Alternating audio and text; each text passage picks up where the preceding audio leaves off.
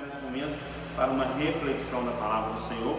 Nós vamos estar juntos fazendo uma leitura e, consequentemente, nós vamos estar refletindo, fazendo uma reflexão sobre aquilo que Deus tem para nos falar. Eu quero te convidar, você que está com a sua Bíblia aí, que você possa estar neste momento abrindo comigo a palavra do Senhor em Apocalipse, no capítulo de número 19, que nós iremos fazer uma leitura e logo após essa leitura nós vamos então para a reflexão da palavra. Vamos ouvir a voz do Senhor em nome de Jesus Cristo.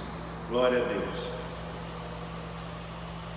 Apocalipse capítulo 19, eu quero fazer com você, nós faremos duas leituras aqui, mas a princípio vamos fazer uma leitura em nome de Jesus. Quero que você me acompanhe no verso de número 17. Então vi, aliás, vamos ler o verso 16, e aí nós, na sequência, vamos ler o verso 17. Em seu manto e em sua coxa tinha um nome escrito: Rei dos Reis e Senhor dos Senhores. Então viu um anjo em pé no sol e clamou em alta voz a todas as aves que voam pelo meio do céu: Vinde, reuni-vos para a grande ceia de Deus, para comerdes as carnes de reis, comandantes, poderosos, cavalos, seus cavaleiros, carnes de todos, livres, escravos, pequenos e grandes. Amém. Pai, em nome de Jesus, nós fizemos a leitura da Tua palavra e eu creio que aqui o Senhor tem uma mensagem para nós nesta noite. Fala conosco como é de costume, como o Senhor, ó Deus, tem falado. Eu creio, ó Deus amado, que o Senhor não vai deixar de falar conosco, ó Deus, nessa noite. Eu te peço, abra cada coração, ó Deus, a mente, o espírito, estejam sensíveis, ó Deus, à Tua voz. Ó Deus, que o Senhor tenha liberdade de se mover, ó Deus, nessa casa, Deus, neste lar, nesse ambiente, ó Deus, aonde está sendo, ó Deus, tendo como receptor dessa mensagem, neste momento, ó Deus, através do celular, de um computador, mas nós queremos que o mais importante de tudo, que chegue ali, ó Deus amado, a presença do Senhor por intermédio da Tua palavra. Fala conosco, Pai, esse é o desejo do nosso coração, em nome de Jesus. Talvez você já esteja pensando aí, talvez você já esteja refletindo sobre esse texto. Meu Deus, o que o pastor está falando? O que o pastor está querendo trazer para mim nesta noite, em cima desse texto, onde o texto diz assim: viu um anjo em pé no sol e clamou em alta voz a todas as aves que voam pelo meio do céu: Vinde, reuni-vos para a grande ceia de Deus, para comerdes as carnes de reis, comandantes, poderosos, cavalos e seus cavaleiros, carnes de todos, livres, escravos, pequenos e grandes.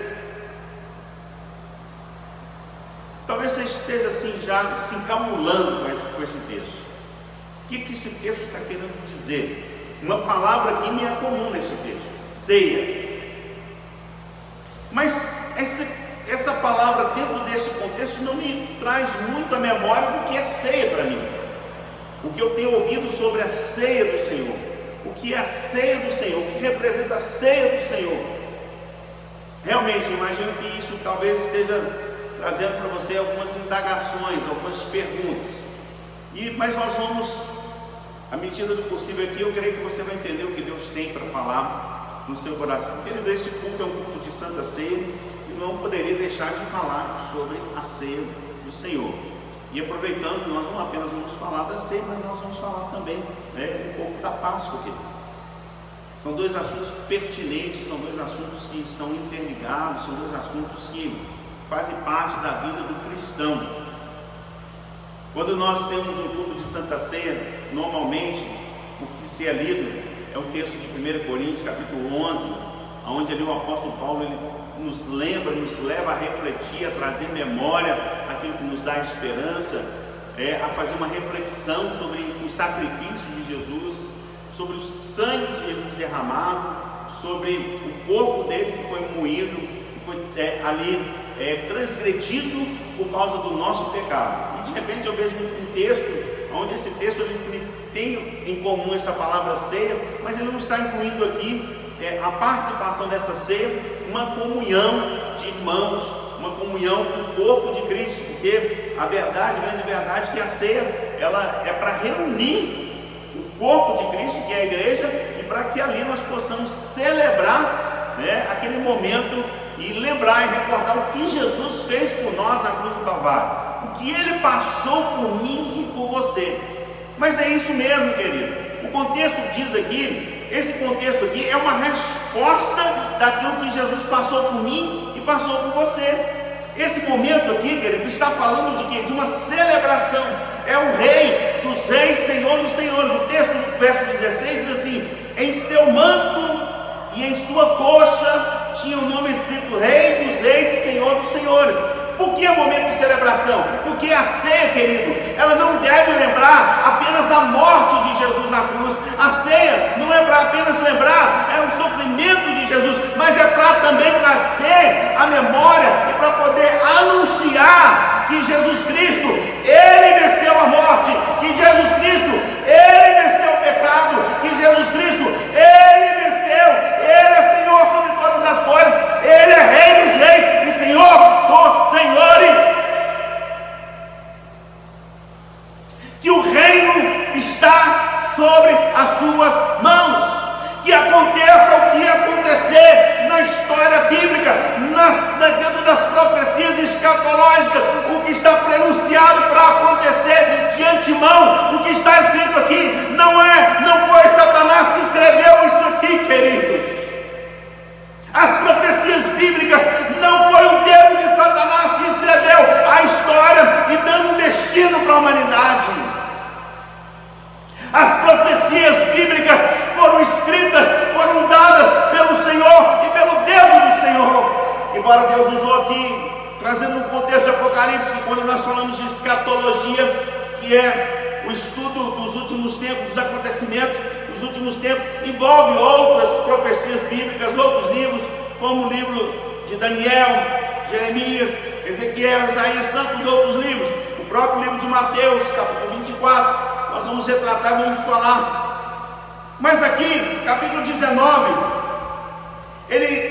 o título dele, verso 1 lá, o título dele está escrito assim: Aleluia! Glória a Deus! O texto diz assim, não sei se na sua Bíblia está esse mesmo título, mas na minha está aqui: Aleluia! Com ponto de exclamação, para chamar a atenção. Aleluia, por quê? Aleluia, porque aqui está contando todo o desfecho de uma história, de um cenário do cristianismo. Se você voltar para trás, se você estudar, se você ler, você vai ver tantas coisas que aconteceram. O capítulo 12 vai falar do grande dragão que foi precipitado, a antiga serpente que se chama Satanás. O verso 11 vai falar sobre essa serpente, vai falar sobre esse grande dragão que é Satanás, e que ele, o texto diz assim: alegrai-vos, ó moradores do céu, porque a grande serpente, o grande dragão, a antiga serpente que se chama Satanás, o diabo, foi precipitado por terra. Mas ai de vós, moradores da terra, porque ele desceu a vós com grande ira, sabendo que lhe resta pouco tempo. Então, se você pega o capítulo 12, é um capítulo que traz um certo apavoramento, um certo medo, um certo receio, um certo sentimento de dor, do que será, da expressa ira ali de Satanás que viria sobre a humanidade, sobre os seres humanos.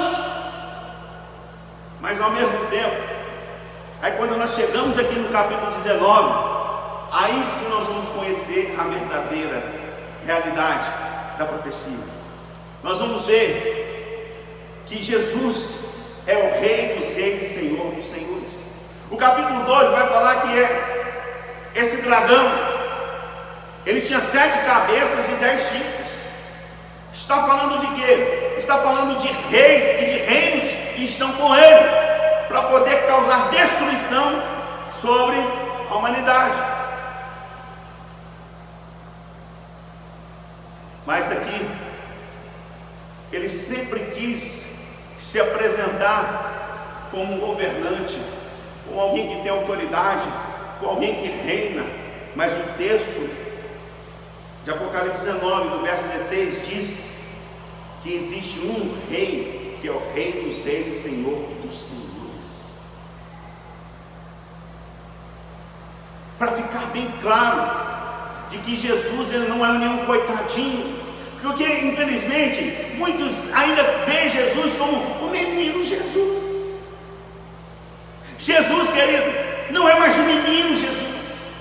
Jesus, ele cresceu, ele passou pela fase dele de adolescência, a fase da juventude, é a fase adulta. Aos 33 anos de idade, Jesus morre, mas ele não morre uma morte, é uma morte com todos os seres humanos. Ele morre para ressurgir, para ressuscitar, para mostrar que a morte, o império da morte, não tem poder sobre ele, para mostrar que ele é o Rei dos Reis e Senhor dos Senhores, para mostrar que ele governa. Aleluias. E aí no verso 17, então vi um anjo em pé no sol, clamou em alta voz a todas as aves que voam pelo meio do céu: vinde reunimos para o grande ceia de Deus. Grande ceia de Deus. Aqui é um destaque, aqui é uma evidência.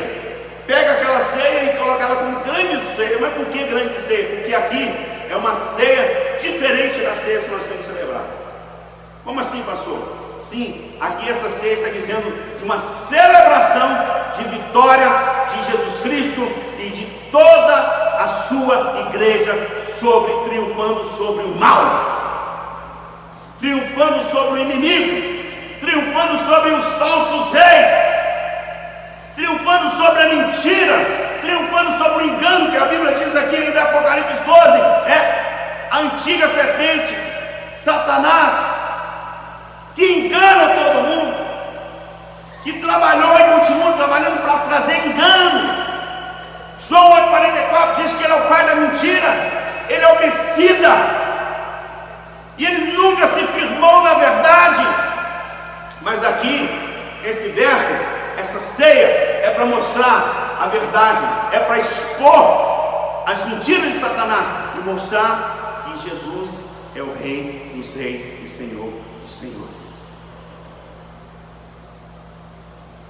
Quando ele diz para as aves: venham para a ceia, porque vão ter cadáveres, vão ter aqui nesses cadáveres animais poderosos, reis, comandantes, cavaleiros, livres, escravos, pequenos e grandes.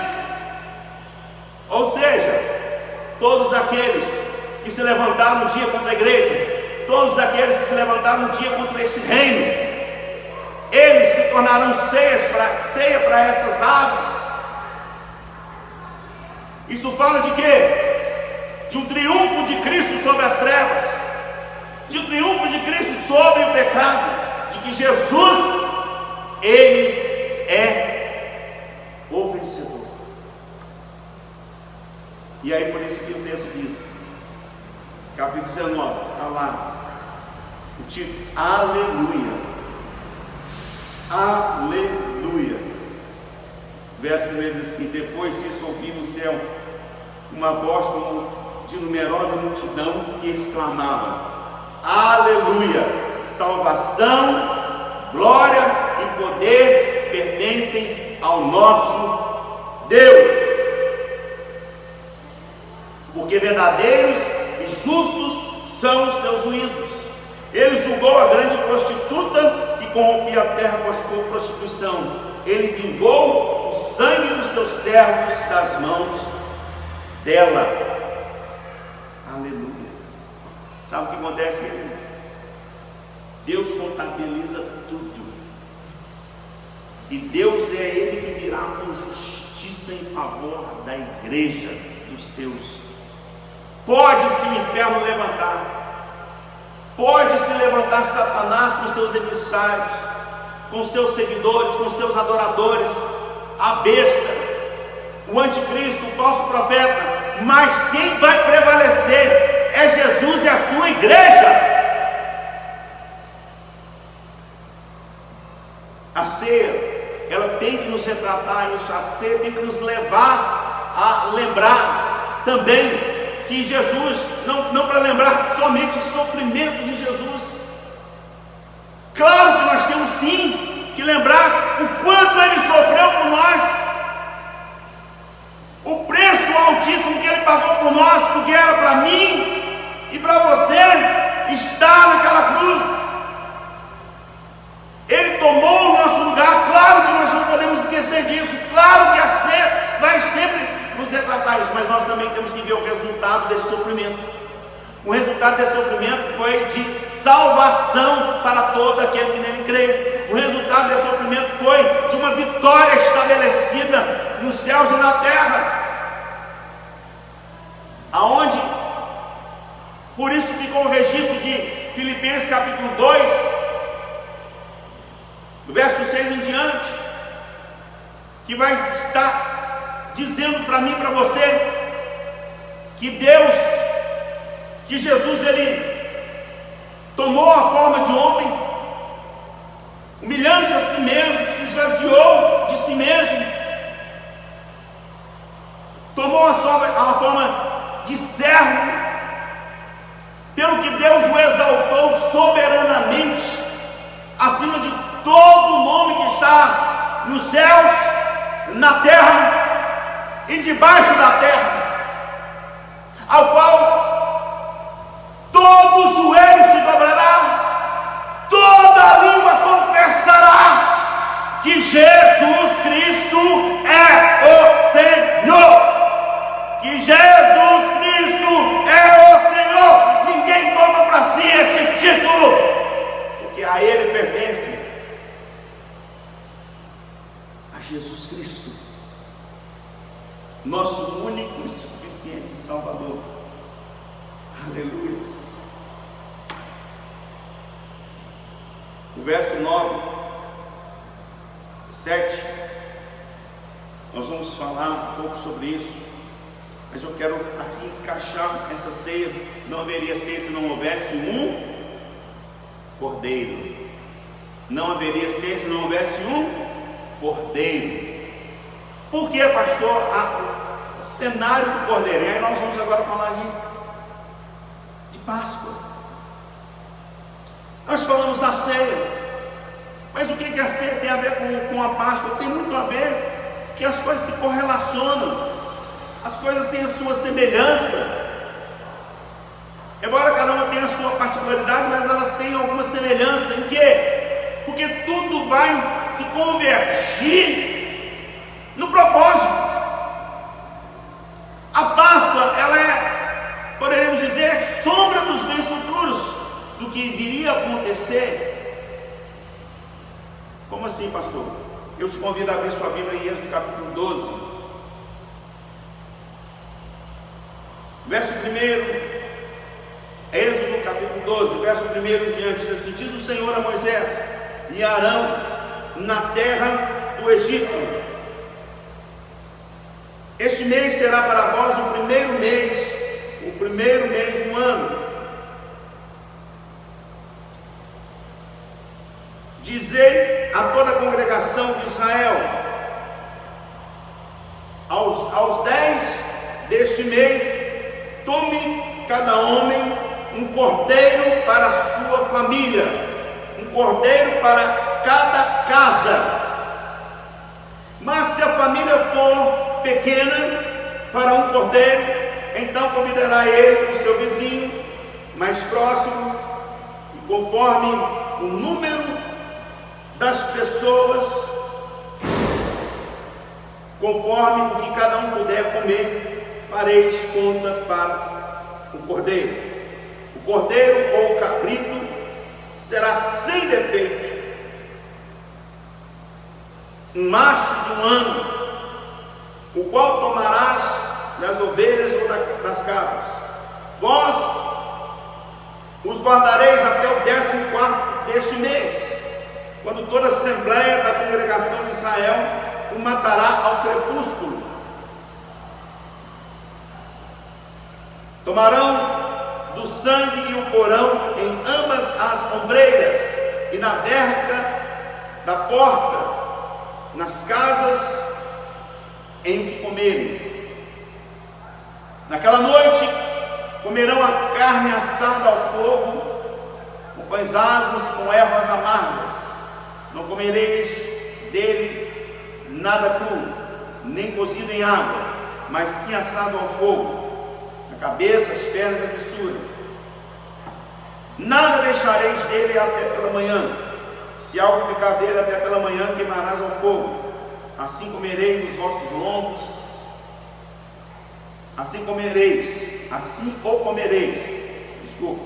os vossos lombos cingidos e os vossos sapatos aos pés, e o vosso cajado na mão, comê-lo-eis apressadamente. Essa é a Páscoa do Senhor. Esta é a Páscoa do Senhor.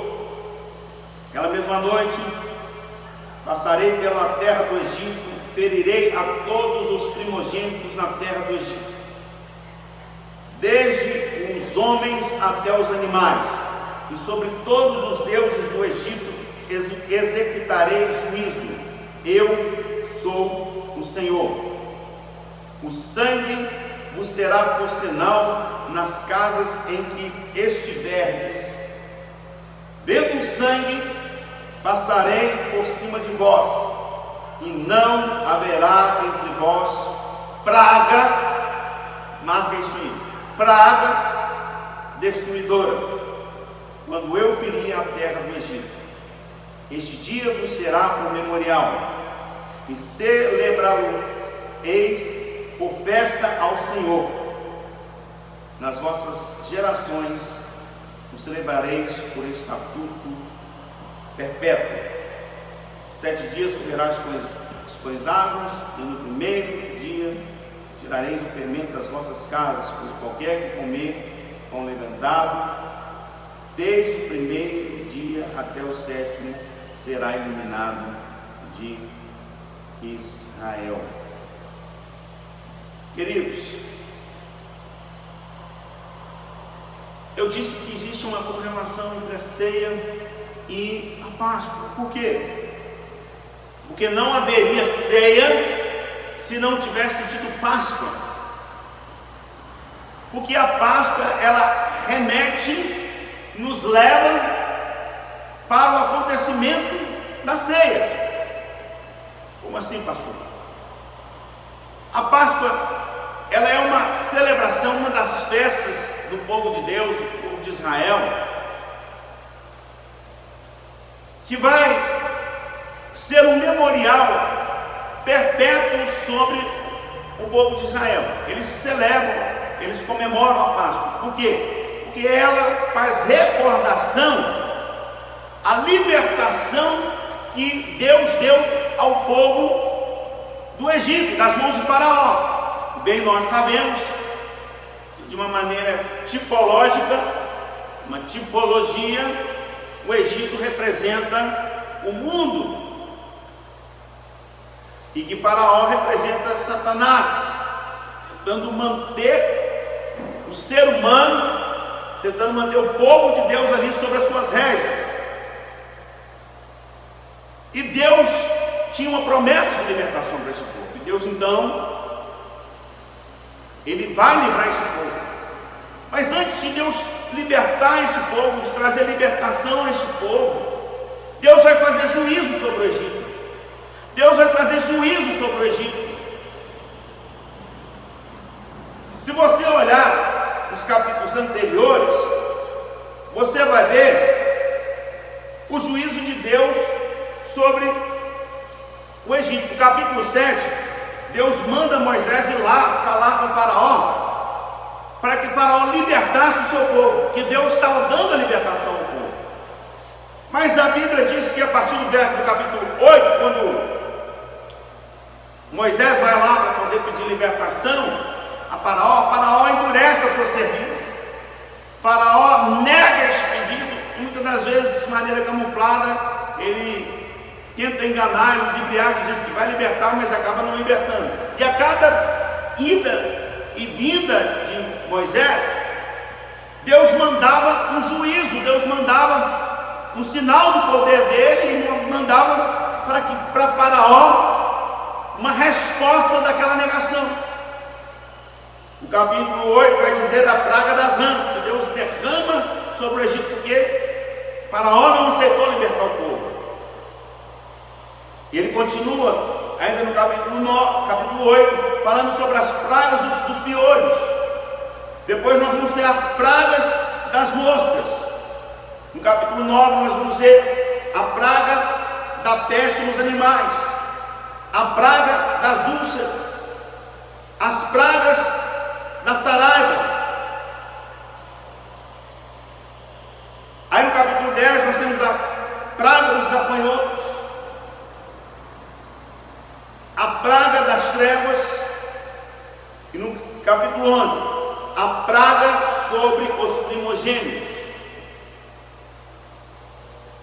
E aí quando chega na praga dos primogênitos, onde Deus disse que se ele não aceitasse, não libertasse o povo, que todo primogênito de cada família do Egito iria morrer.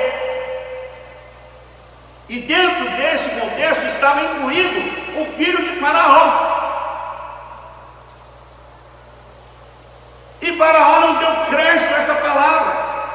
Faraó continuou mantendo a sua servidura.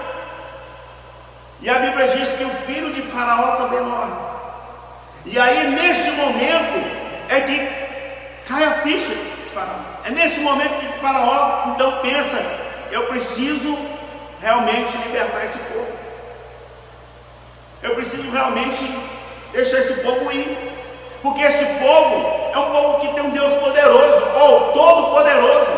Esse povo tem um Deus que protege eles. Esse povo tem um Deus que guarda eles nas situações difíceis. E aí eu quero abrir um parênteses aqui e quero chamar a sua atenção. Você que está muito preocupado, apavorado, desesperado com o coronavírus, Covid-19, oh meu Deus, querido, você precisa colocar sua fé em ação. Você precisa crer nesse mesmo Deus, que é o próprio Jesus, que Hebreus capítulo de número 13, verso 8, diz que Jesus é o mesmo ontem, nesse tempo, hoje e será eternamente. E escuta, essas pragas não foi Satanás que mandou, pelo contrário, foi Deus que mandou como juízo. Mas quando Deus faz juízo, Ele guarda os seus, Ele protege os seus.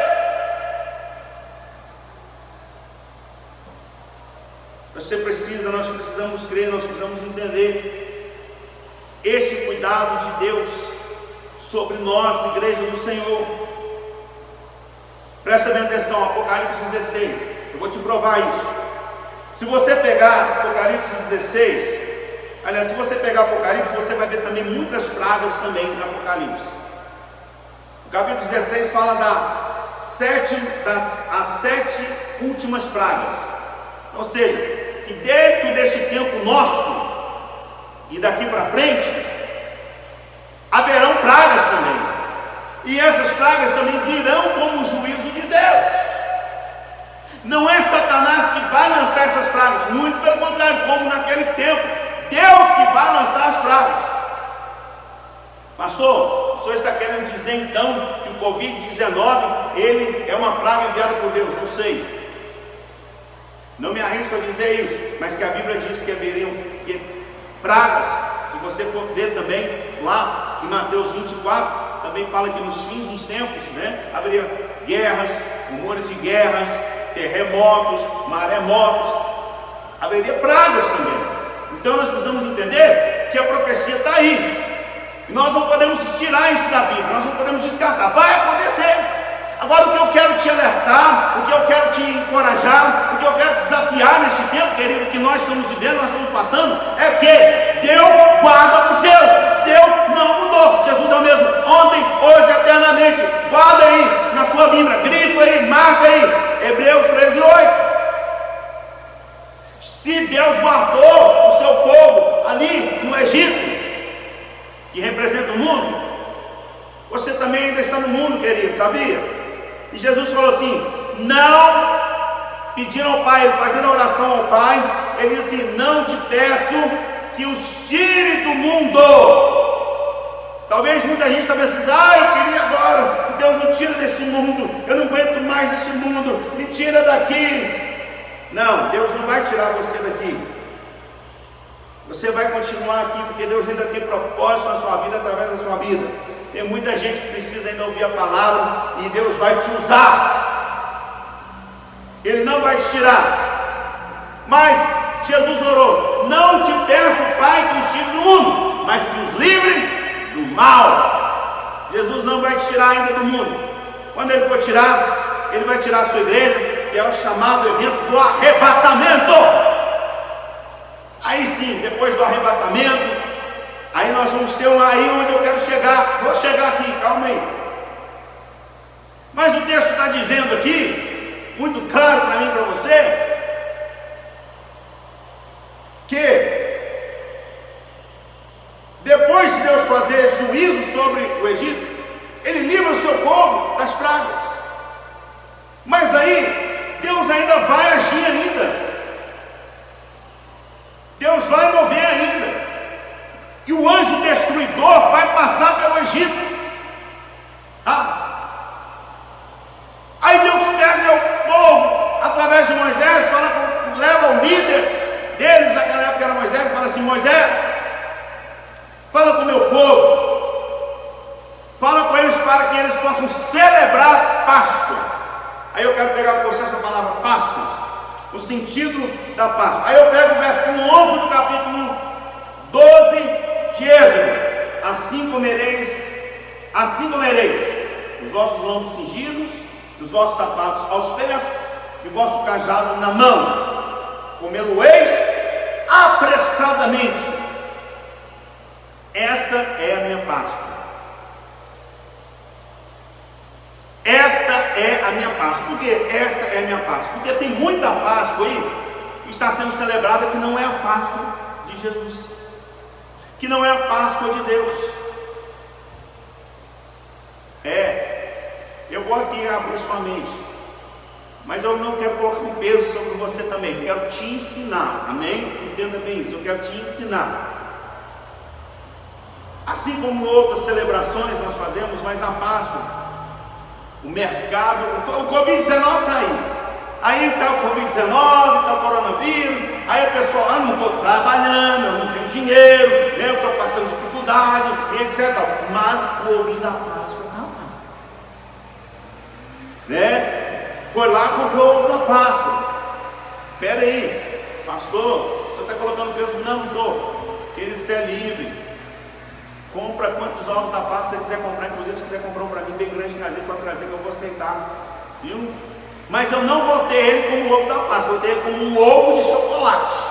Por que eu não vou ter como ovo da Páscoa? Porque a Páscoa não tem nem ovo, nem coelho. A Páscoa tem cordeiro, tem um cordeiro. Então a Páscoa é o que? Vou explicar o que é essa Páscoa aí, que não é a Páscoa do Senhor. Essa Páscoa aí é a Páscoa do inferno, é a Páscoa de Satanás. O pastor é radical, o pastor não, é a Bíblia que é radical. E sabe o que é a palavra radical? Vou te explicar. Então você vai falar assim, todo mundo diz assim, não gosta de gente radical. Não, peraí, radical significa de raízes. A Bíblia ela tem raiz, e tudo que ela tem que ter raiz é fundamentado, é firme. Pega uma árvore enraizada, vem tempestade, vem pancada, ela está lá, não cai, porque ela tem raiz, ela é firme. Mas aonde não tem raiz, qualquer ventinho leva. Então, querido, você quer ter raiz? É na palavra, é na palavra do Senhor. Não podemos ser levados por todo vento de doutrina. Sabe a pessoa que não tem raiz? Vem os ventos de doutrina, ventos de ensinos, né? Aí ensina uma coisa, aí vem outra, né? Porque assim vai precisando de discoteca, Mas Jesus é coisa diferente, querido, é raizado, é firme. A Páscoa dele não tem chocolate, ovo de chocolate, não tem coelhinho, não. Por que o senhor falou que essa Páscoa é satânica? Porque ela nasceu na maçonaria, para levantar, a maioria das datas que existem aí são levantadas pela maçonaria para levantar o comércio, são estratégias. E outro, por que o senhor não está dizendo mais que é satânica? Por quê? Porque tira o verdadeiro sentido, o sentido real. E qual é o sentido real? O povo de Israel tinha que comemorar a Páscoa para lembrar de quê? Quanto que eles sofreram no Egito, o quanto era ruim estar ali nas mãos de Satanás, de Faraó, né, que representa Satanás, o quanto era ruim, era sofrido ali. Por isso que o texto diz aqui, ó, vocês vão comer a Páscoa como? Lombo cingido, calçado nos pés, apressadamente. E o texto coloca aqui, no lugar do chocolate docinho, coloca ervas amargas. Você quer celebrar a Páscoa, querido? Quer de verdade? Então troca esse chocolate docinho aí, vai comer um cariru, vai comer uma erva amarga. Mas quando você estiver comendo, se você realmente quer comemorar a Páscoa, isso é comemorar. Não estou querendo dizer comer chocolate. Não estou te proibindo de comer chocolate, querido. Entenda bem. Meu filho, você pode comprar lá tanto chocolate que você quiser, levar para casa, comer. Mas não fala que é Páscoa não, tá bom? Não fala que é Páscoa não. Que você está pecando. Isso não é Páscoa. Isso não tem nada a ver com Páscoa. Fala que é vontade minha de comer chocolate, de comer ovo redondo, ovo que saiu lá do coelho lá. E nem sei que coelho que é esse que bota ovo de chocolate. Eu não sei. Tá? Você deve estar rindo de mim aí, né? Pode rir, fica à vontade, não tem problema não, ligo não. Mas deixa eu te falar com você uma coisa. Eu tenho que te falar a verdade. A verdade é essa. A Páscoa do Senhor não tem nada a ver com o pelídio, não tem nada a ver também com doce. A erva amarga era para lembrar o quanto que eles sofreram, como que era difícil esse tempo. E eles tinham que fazer apressadamente, você para dizer, mostrar, para lembrar, eles tinham que estar vestidos, né? Ou seja, para lembrar que vocês precisaram sair correndo do Egito.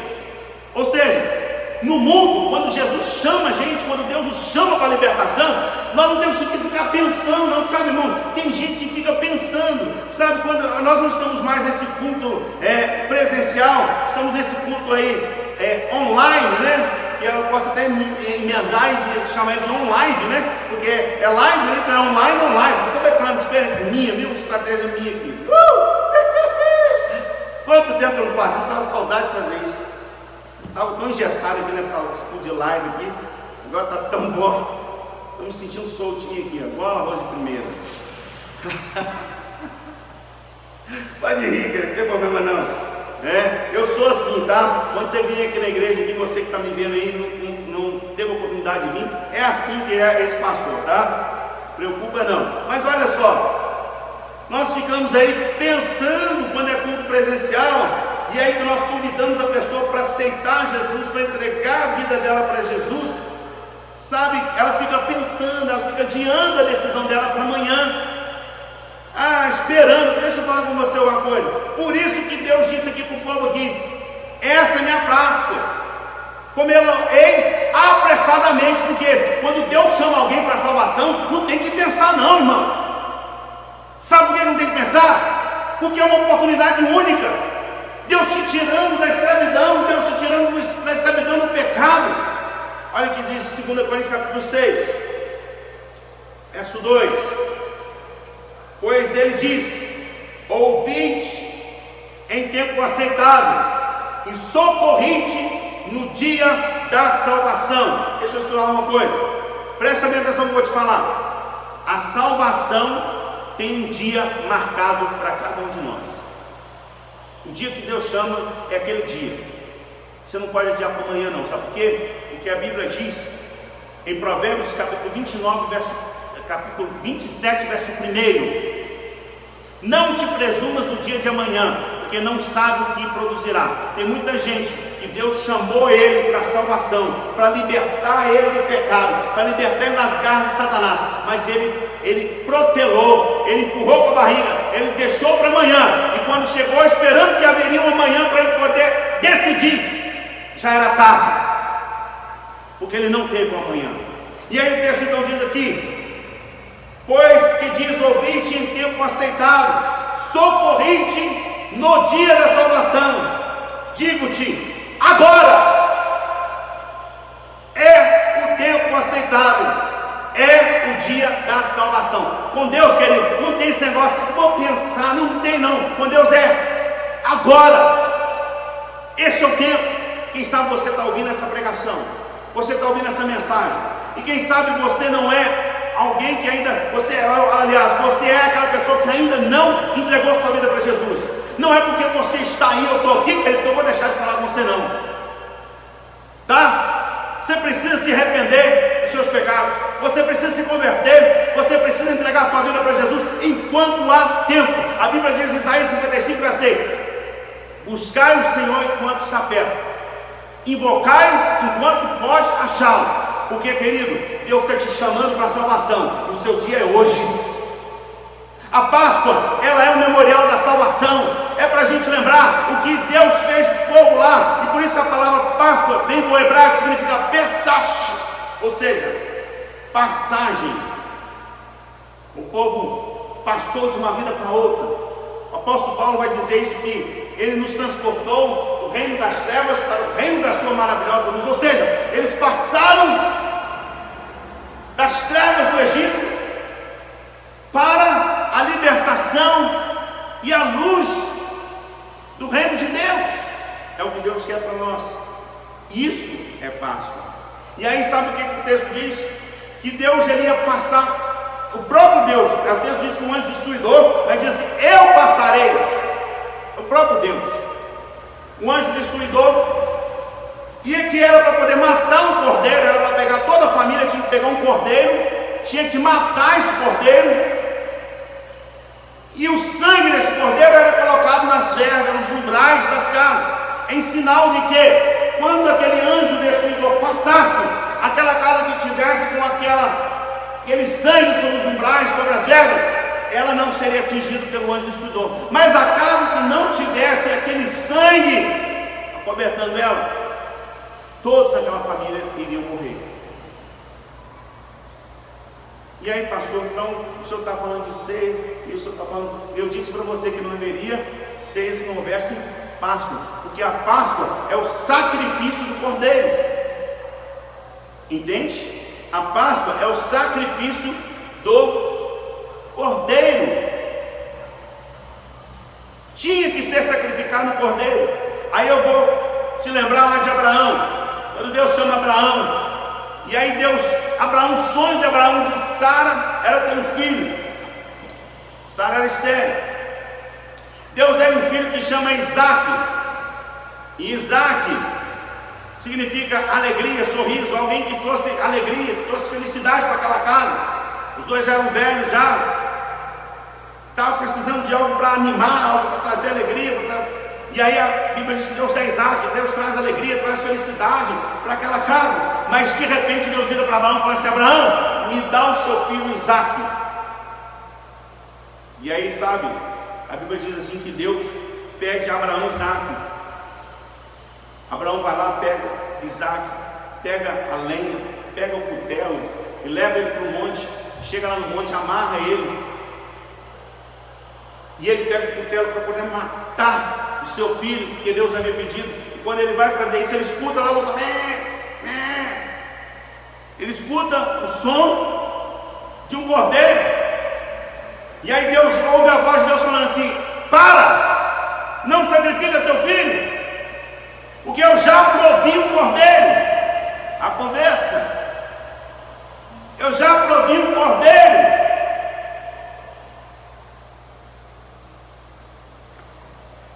cordeiro que era esse?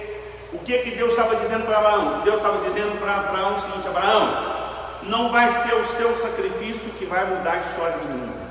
Abraão, não vai ser o seu filho que vai mudar a história do mundo. Abraão, não vai ser o seu filho que vai trazer salvação para o mundo. Abraão, não vai ser o seu filho que vai resolver o problema do pecado. Abraão, vai ser o meu filho, chamado Jesus Cristo, o cordeiro, o meu cordeiro, que vai tirar o pecado do mundo. Por isso que João diz lá, e no Evangelho de João, capítulo 1, verso 17, ele diz: eis aí o cordeiro de Deus que tira o pecado do mundo. O único que seria capaz de tirar o pecado do mundo. Mas para isso precisava de um sacrifício, e esse sacrifício ele não vinha de mãos humanas. Esse sacrifício ele veio parte do próprio Deus. E aí o texto diz que era para ser feito isso, porque o anjo destruidor ia passar lá. E aí eu quero te falar uma coisa, querido: tira esse medo, tira esse pavor, tira essa insegurança aí desse Covid-19, desse coronavírus aí, por favor. Se você é crente, se você é cristão, não dê espaço a esse sentimento, ele não pertence a Deus. Aleluia. Porque o texto diz que as pragas não atingiram ele. Sabe por quê? Apocalipse 16 está escrito assim, no verso de número 9: os homens foram queimados com intenso calor e blasfemaram o nome de Deus, que tem autoridade sobre essas pragas, e não se arrependeram para lhe darem glória. Deixa eu falar com você uma coisa. Eu disse que a praga, você pega lá no Egito, lá eu te mostrei as pragas, era o juízo de Deus, era para alertar o povo, era para chamar o povo ao arrependimento. Mas o povo, ainda assim, mesmo com a praga, eles não se arrependiam. O texto diz que ainda com a praga, olha o que o texto diz aqui: os homens foram queimados com intenso calor, esse tipo de praga, e blasfemaram o nome de Deus, que tem autoridade sobre essas pragas, e nem assim se arrependeram para lhe darem glória. Deixa eu contar uma coisa para você, irmãos, deixa eu falar para você uma coisa. Nós vamos passar por esse momento do coronavírus, Covid-19. Já tivemos algumas perdas, algumas mortes a nível mundial, não falando a nível do Brasil. Provavelmente mais pessoas venham morrer, mas nem assim, ainda vai ter gente que ainda vai blasfemar de Deus, ainda vai ter gente que não vai se arrepender, ainda vai ter gente que não vai mudar de vida, não vai reconhecer o juízo de Deus. E o texto diz que é Ele que tem autoridade sobre essas pragas. Ou seja, não tem nada a ver. Quem tem autoridade, quem tem condições de mudar, de resolver tudo é Deus.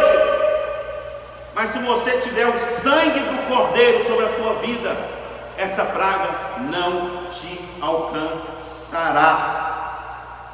Não te alcançará. E aí eu volto aqui para Apocalipse 19, o verso de número 9, aliás, verso de número 7.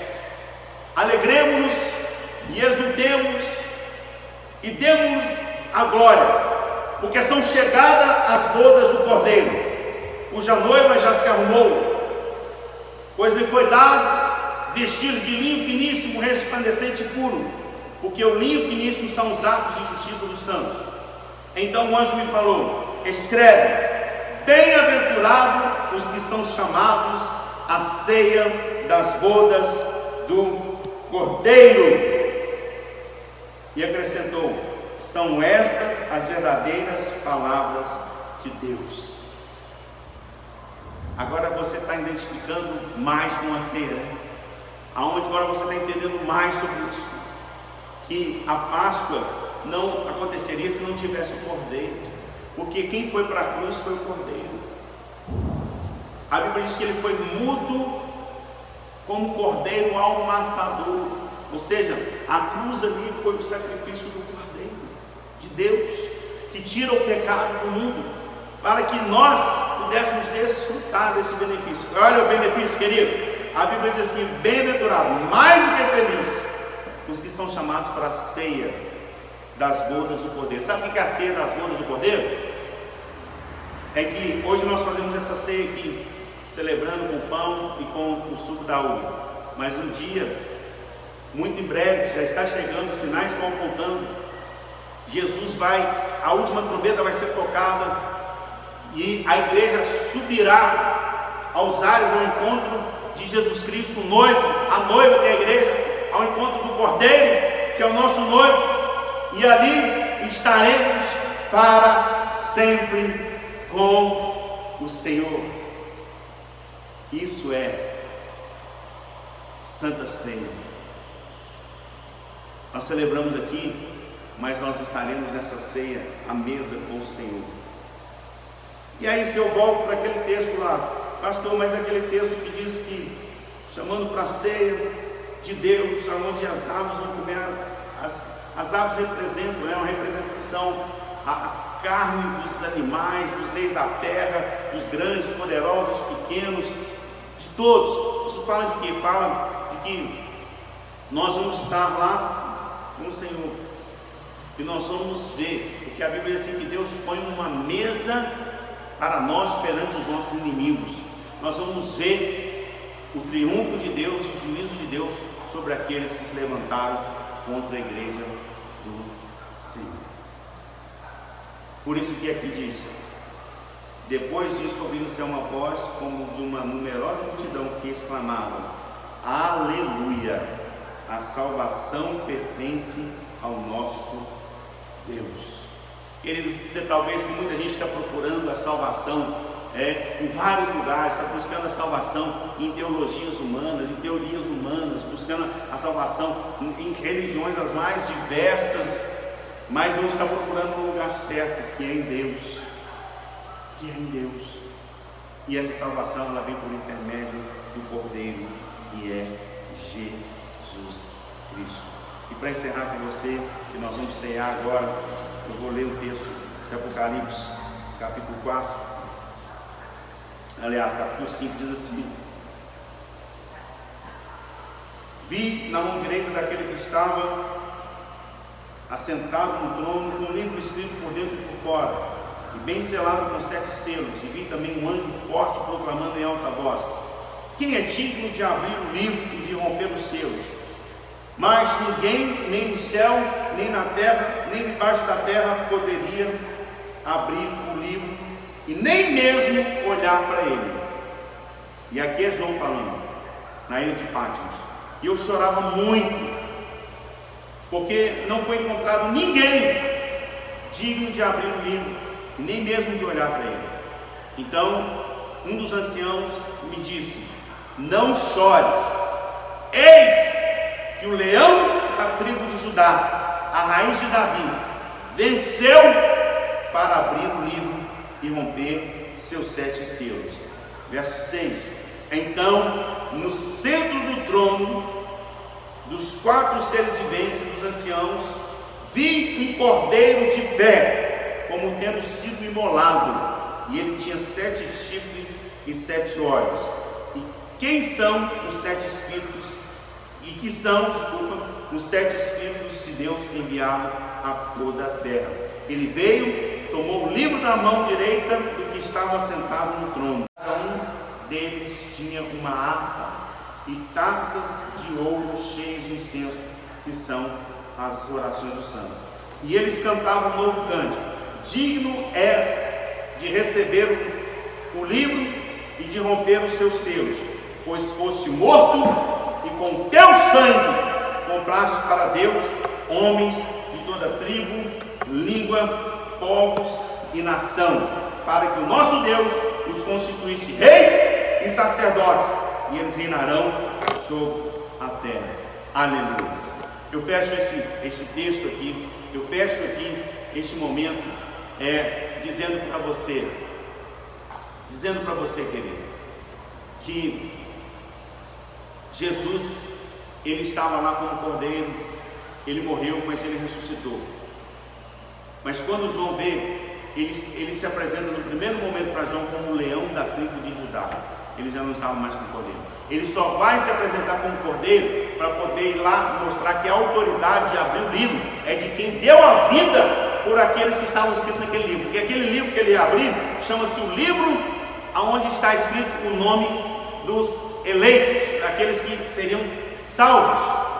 Por isso que Jesus, quando ele fala com os discípulos que eles voltam, os discípulos saíram e pregando a palavra e voltaram todos felizes porque os demônios submetiam a ele. Aí Jesus falou: por que vocês estão alegres? Ele falou assim: porque os demônios nos submetem. Vocês não têm que estar alegres porque os demônios submetem vocês. Vocês precisam estar alegres porque o nome de vocês está escrito no livro da vida. Esse livro aqui, que só um era digno de abrir. A Bíblia diz aqui que João chorou porque ele viu que ninguém podia nem olhar para o livro. Sabe por que ninguém podia olhar para o livro? Porque ali estava o nome daqueles que foram salvos por causa de um preço que foi pago, que foi o sangue do Cordeiro. E é o mesmo sangue que estava lá atrás também protegendo a casa, os umbrais ali do povo de Israel contra o anjo destruidor. Só Jesus pode abrir um livro. Ele foi morto, mas com seu sangue ele comprou para Deus homens de toda língua, tribo e nação. Querido, o sangue de Jesus é que nos purifica de todo o nosso pecado. E com pecado nós não temos salvação. Só através do sangue do Cordeiro nós podemos obter a salvação. E o preço da salvação foi o sangue do Cordeiro. Nada mais pode nos trazer salvação. Eu quero orar com você. E eu quero, antes de orar com você, eu quero te fazer um apelo. Você que está me vendo aqui, eu não estou te vendo, mas você está me vendo. Então é mais um motivo para você não ficar intimidado, envergonhado. Porque às vezes quando nós fazemos esse apelo na igreja, nós falamos na igreja que para a gente poder, vai fazer um pedido, nós vamos orar para aquela pessoa que quer entregar a sua vida para Jesus. Muitos ficam com vergonha, receosos de vir à frente, porque elas estavam sendo vistas, as pessoas estavam vendo elas. Mas eu quero dizer para você, como você não está vendo, é um momento, como eu disse, o dia a salvação tem um dia, e ela tem uma hora, e a hora é agora. Eu quero orar por você que ainda não entregou sua vida para Jesus, que está aqui comigo neste culto online, nessa live, como eu disse, online, inovador. Eu quero orar por você que deseja entregar sua vida para Jesus. Aí onde você está, no seu quarto, quem sabe no sofá da sala, talvez você está na cama aí no quarto, talvez você está na cozinha, onde você estiver, dentro do carro, não importa. Você quer entregar a sua vida para Jesus? E depois que se você quer, coloca aí na live, aí, coloca assim: eu quero, para a gente saber, coloca aí que você quer. E depois, se você fizer a oração da confissão, da salvação, você coloca aí: eu aceitei Jesus, para a gente saber que essa palavra te alcançou e que você recebeu a salvação de Jesus na sua vida.